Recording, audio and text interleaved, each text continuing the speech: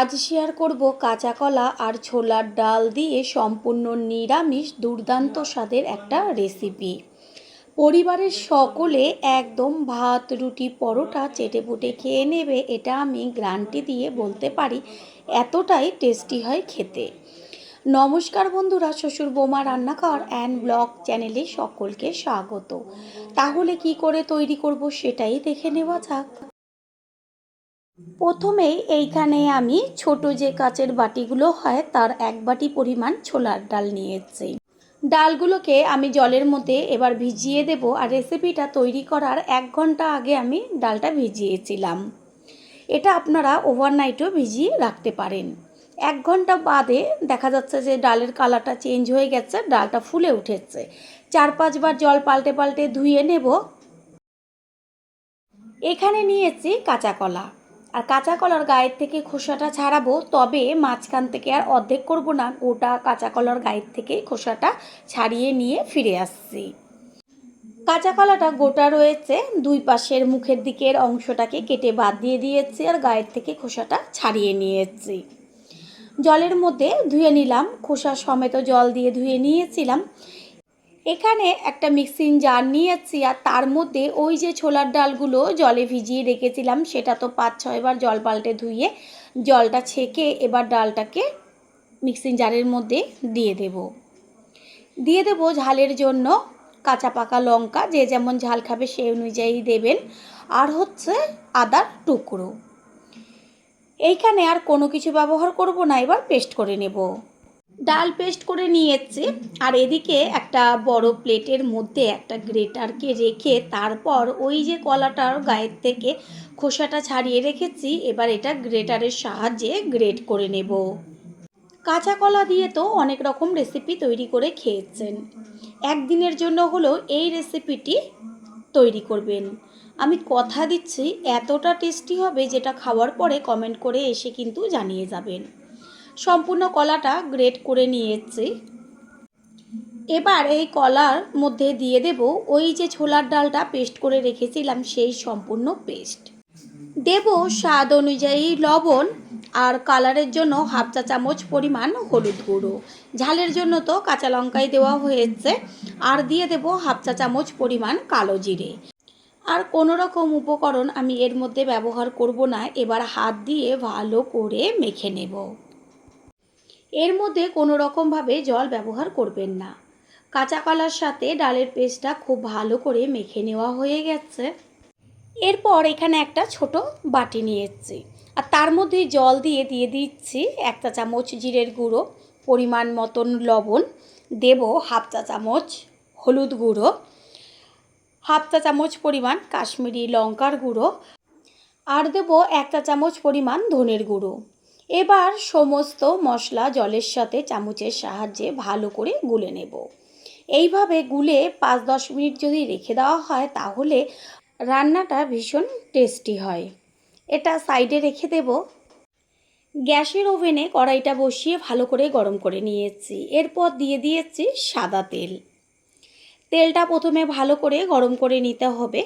আর তেল গরম হয়ে গেলে পরে গ্যাসের ফ্লেম লোতে রেখে এবার ওই কাঁচা কলা আর ডালের পেস্ট দিয়ে যে মেখে নিয়েছিলাম সেটা বেশ চ্যাপটা চ্যাপটা করে বড় বড় করে বড়ার আকারে গরম তেলের মধ্যে আস্তে করে ছেড়ে দেব। এইভাবে যদি বড়াটা ভাজা হয় কেউ বুঝতেই পারবে না যে এর মধ্যে কাঁচা কলা দেওয়া রয়েছে। যারা একদম কাঁচা কলা অপছন্দ করেন তাদের এই রেসিপিটা অবশ্যই তৈরি করে দেবেন। আর এই গরম গরম বড়া দিয়েই শুধু ভাত খেয়ে নেওয়া যাবে। নিচের পিঠটা কিছুক্ষণ হওয়ার পরে উল্টে দেব ওপরের পিঠটা হবার জন্য। গ্যাসের ফ্লেম লো টু মিডিয়ামে রেখে বড়াগুলোকে বেশ লাল লাল করে ভেজে নেবেন।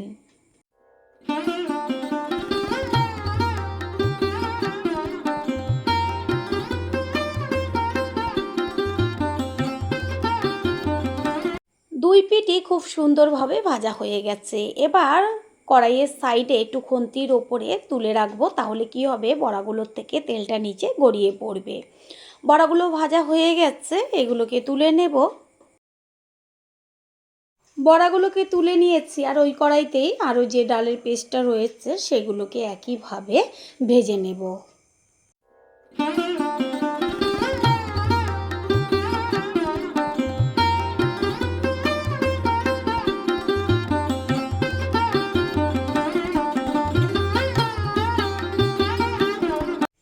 বড়াগুলোকে ভেজে নিয়েছি আর ওই কড়াইতেই দিয়ে দিচ্ছি অল্প পরিমাণ সর্ষের তেল। তেলটা গরম হয়ে গেছে, এবার তেলের মধ্যে দিয়ে দিলাম হাফ চা চামচ পরিমাণ হলুদ গুঁড়ো। গ্যাসের ফ্লেম লোতে রেখে হলুদটাকে মিশিয়ে নিয়েছি আর ছোট ছোট করে ডুম করে কেটে রেখেছিলাম আলু, সেই আলুটা তেলের মধ্যে দিয়ে ভালো করে ভেজে নেব।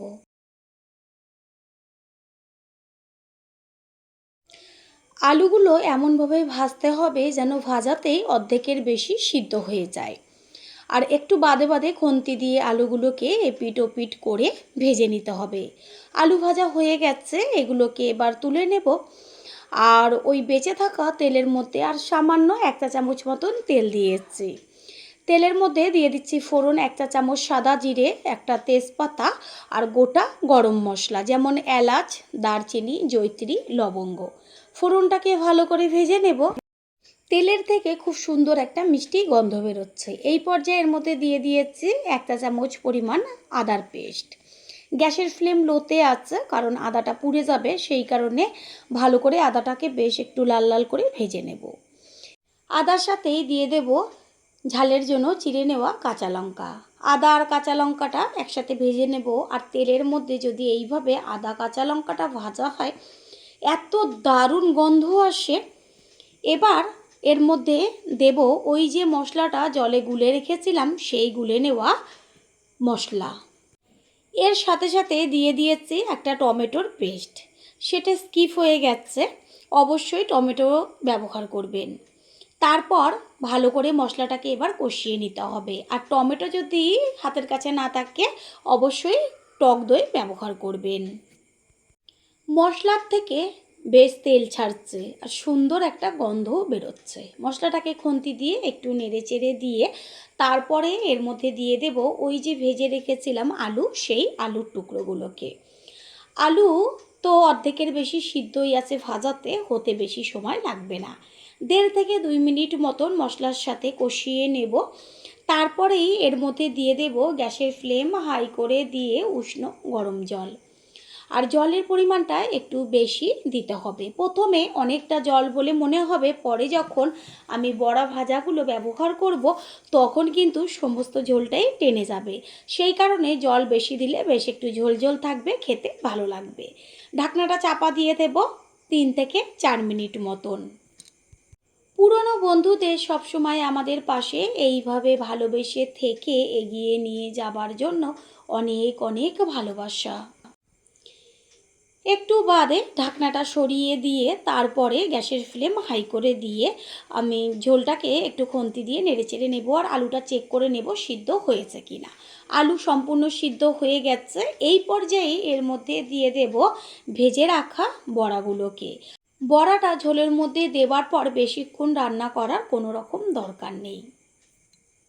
প্রথমবার যারা আমাদের চ্যানেল ভিজিট করছেন তাদের আন্তরিক শুভেচ্ছা ও অনেক ভালোবাসা। আমাদের রেসিপিগুলো যদি ভালো লেগে থাকে সাবস্ক্রাইব করে দেওয়ার অনুরোধ রইল ও পাশে থাকা বেল আইকনে ক্লিক করলে পরবর্তী ভিডিওগুলো সবার আগে আপনাদের কাছে পৌঁছে যাবে। সমস্ত কিছুর ব্যালেন্সটা ঠিক রাখার জন্য দিয়ে দিয়েছি হাফ চা চামচ পরিমাণ চিনি। চিনিটাকে মিশিয়ে নেব। বন্ধুরা, আপনারা যেইখান থেকে ভিডিওটি দেখছেন অবশ্যই কমেন্টের মাধ্যমে জানাবেন। আপনাদের ধন্যবাদ জানাতে পারলে সত্যি আমরা ভীষণ ভীষণ আনন্দিত হব। তারপরেই এর মধ্যে দিয়ে দেব 1 চা চামচ পরিমাণ গরম মশলার গুঁড়ো। গরম মশলার গুঁড়োটাকে ভালো করে মিশিয়ে নেব। সবশেষে দিয়ে দেব 1 চা চামচ পরিমাণ গাওয়া ঘি। ঘিটা দেওয়ার সাথে সাথে একটা ঢাকনা চাপা দিয়ে দেব। তৈরি হয়ে গেল আজকের রেসিপি। আশা করি রেসিপিটি ভালো লাগলো। আর যদি ভালো লেগে থাকে একটা লাইক, কমেন্ট, পারলে একটা শেয়ার করে অবশ্যই জানাবেন। আপনাদের দেওয়া একটা লাইক ও লাইকের পাশে থাকা হাইপ আর একটা শেয়ার আমাদের কাছে অনেক অনেক গুরুত্বপূর্ণ। All friend, thanks for watching my video. আপনারা সকলে ভালো থাকবেন, সুস্থ থাকবেন। আবারও দেখা হবে অন্য কোনো রেসিপির এপিসোডে।